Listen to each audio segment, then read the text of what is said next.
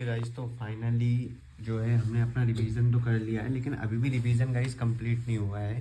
देखो, रिवीजन करने के अपने कुछ स्टेप्स होते हैं जो कि मैंने इस प्रोसेस में सीखे हैं। So I just want to you know what share with you so that you can get an idea how to do revision. See, when we sit for revision, so revisions are three types.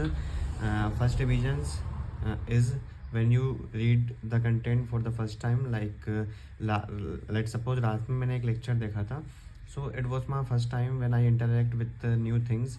So my first and foremost responsibility कि जो मैंने पहली बार पढ़ा है ना, उस चीज़ को सबसे पहले तो अगली मॉर्निंग सुबह उठकर रिवाइज करूँ। आप चाहो तो रात में भी कर सकते हो, it's totally depend on you, totally depend on your convenience. Does not make sense कब करते हो, ठीक है। अब पहली बार आपने जब इसको रिवाइज कर लिया है तो सी पढ़ने से हमें चीज़ें नहीं आती है। देखो, पढ़ते तो सभी लोग हैं, लेकिन इट्स टोटली ना, मतलब जो डिफरेंस आ जाता है ना टॉपर एंड हमारे बीच में, वो हो जाता है कि आप कितना रिप्रोड्यूस कर सकते हो एग्ज़ाम में। अब मुझे बताओ कि आपने कभी रिप्रोड्यूस करने की प्रैक्टिस घर पर तो की नहीं। अब सडनली आप जब एग्ज़ाम में जाओगे और जब आप कंटेंट को रिप्रोड्यूस करोगे तो डेफिनेटली आप उस चीज़ को भूलोगे। क्यों भूलोगे? क्योंकि आपने घर पर रिप्रोड्यूस नहीं करा। तो मेरा क्या मानना है कि सबसे पहले अपन ने लेक्चर देखा, लेक्चर देखने के बाद फर्स्ट रीडिंग करो। मतलब फर्स्ट रीडिंग मतलब 5-6 बार उस चीज़ को पढ़ो ताकि कुछ चीज़ तो याद रहे। और उसके बाद फिर कॉपी को बंद कर लो। लाइक मैंने अपनी कॉपी को इस तरीके से बंद कर ली है, ये मेरा रफ रजिस्टर। और जो जो कॉन्सेप्ट्स आपको आ रहे हैं ना, उनको लिखते जाओ, ठीक है। उसके बाद जब सारे कॉन्सेप्ट्स आपने लिख लिए तो कुछ जो चीज़ आपको नहीं आ रहा है ना, उसको आप रेड पेन से लिखो। ये मेरा रेड पेन है, ये मेरा ब्लू पेन है, ठीक है ना। सो जो कॉन्सेप्ट्स आपको आ गए हैं, इट्स वेल एंड गुड, आप उनको लिख लो। जो नहीं आए हैं उनको आप रेड पेन से लिखो, ताकि जब नेक्स्ट टाइम आप रिवाइज़ करो तो आपको पता हो कि ये चीज़ तो मुझे आती थी, लेकिन मैं ये चीज़ लिखना और इस चीज़ को रिप्रोड्यूस करना भूल गया हूँ। तो आपको एक एनालाइजेशन मिल जाएगा कि हाँ, आपने इस चीज़ को एनालाइज कर लिया कि मुझे क्या चीज़ याद है और क्या चीज़ नहीं याद है। बहुत लोगों को तो यही चीज़ नहीं पता होती कि उनको क्या याद है और क्या नहीं याद है। तो ये आएगा आपका रिवीजन से। अब ये तो हुआ हमारा रिवीजन। उसके बाद आप चाहो तो इसको वीकली रिवीजन भी कर सकते हो ताकि ये चीज़ आपकी बन जाए, और एक बार लास्ट में मंथली रिवीजन कर लो ताकि ये चीज़ आपके माइंड में कंसोलिडेट हो जाए।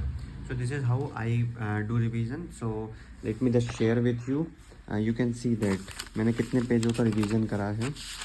Let me just share with you. I started with precipitation. सबसे पहले तो मैंने उसकी डेफिनेशन लिखी, फिर उसके बाद मैंने टाइप्स लिखे कितने प्रकार की होती हैं, फिर जो जो मुझे टाइप्स याद आ रहे थे वो लिखे। तो ये दोनों तो याद थे मुझे, लेकिन इन दोनों में मैं अटक गया था, मतलब चारों में अटक गया। तो इन चीज़ों को मुझे रिवाइज़ करने की ज़रूरत है।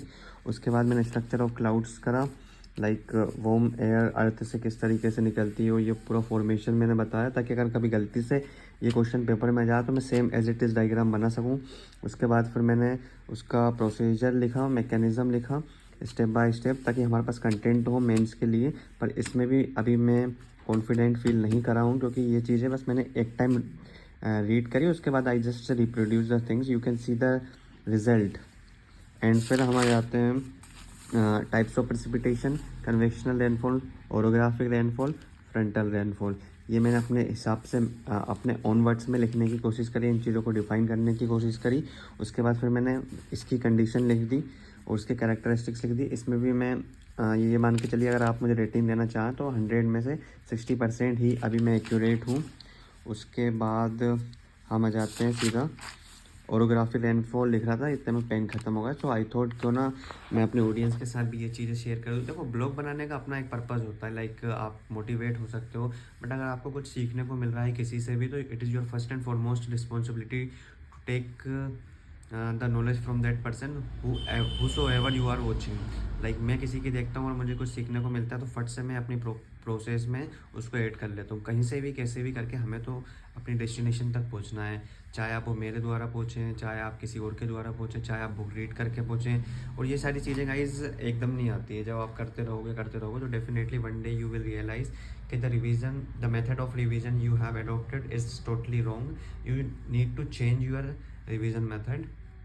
सो ये चीज़ अब जब आपको रियलाइज़ होने लग जाएगी तो automatically you will produce results and you are going near to your success. That is what I believe. So फटाफट से मैं अब रिवीजन करता हूँ। अब जैसे मान लो मुझे जो चीज़ नहीं आएगी उसको मैं रेड पेन से यहाँ पर हाईलाइट कर लूँगा और इसका फिर 1 पेज भी नोट्स बनाएंगे। तो अभी आप बने रहिए। आई नो वीडियो बहुत लेंदी हो गई, लेकिन देखो यार ब्लॉग का मतलब ही वही होता है। A few moments later. Finally हमने रिवीजन कर लिया है। फर्स्ट रिवीजन तो देख ही लिया है आपने, उसके बाद फिर मैंने रफ कॉपी में कर लिया था एंड उसके बाद गाइज मैंने 1 पेज नोट्स बना लिए हैं, आप देख सकते हो।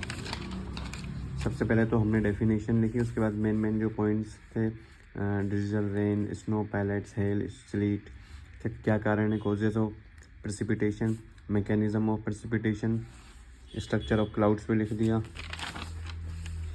Types of rainfall, convectional, orographic, frontal, ये सब आ गई। Condition of convection rainfall, character features of conditional convectional rainfall, condition of orographic rainfall, frontal precipitation, ये सारी चीज़ें आ गई हैं। अब अगर आपको मैं बताऊँ ना, मेरी जो फेयर नोट्स थी, जो रात में लेक्चर अटेंड करके नोट्स बनाए थे, गिनना आप पेज, है ना।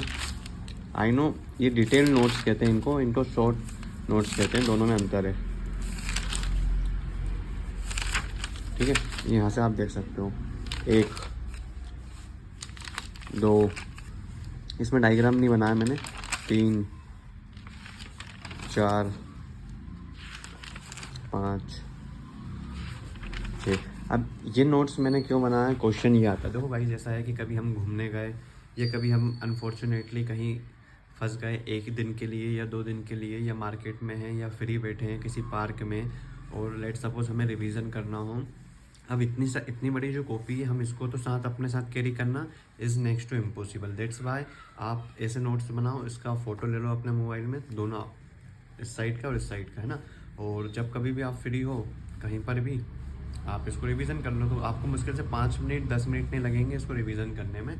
लेकिन इतनी बड़ी कॉपी को अगर आप रिवीजन करोगे तो आपका माइंड कहने लग जाएगा, रहने दो यार, आज रिवीजन नहीं करते हैं, ऐसा वैसा, इतनी सारी चीज़, और फिर वो बहुत सारी चीज़ों में डाइवर्ट हो जाता है ना। इसमें टू द पॉइंट चीज़ें लिखी हैं, इन टू द पॉइंट चीज़ों को पढ़ो, save your time, save your effort, save your energy, और हर चीज़ को याद करने की भी ज़रूरत नहीं। ये इतनी चीज़ को पढ़ लिया, आपका पूरा एक लेक्चर 1 पेज में आ गया। अगर 60 लेक्चर भी ज्योग्राफी के हैं तो 60 पेजों के अंदर आपके पूरे डिटेल मतलब शॉर्ट नोट्स बन जाएंगे, जिनको आप प्रीलिम्स के टाइम प्रीफर कर सकते हो और मेंस के टाइम प्रीफर कर सकते हो। So that is all about my technique of revision. I hope you enjoy the video. If you are new to my channel, please subscribe the channel. तो मिलते हैं नेक्स्ट वीडियो में। Do let me know in the comment section of your take of how you do revision at your home. Thank you for watching.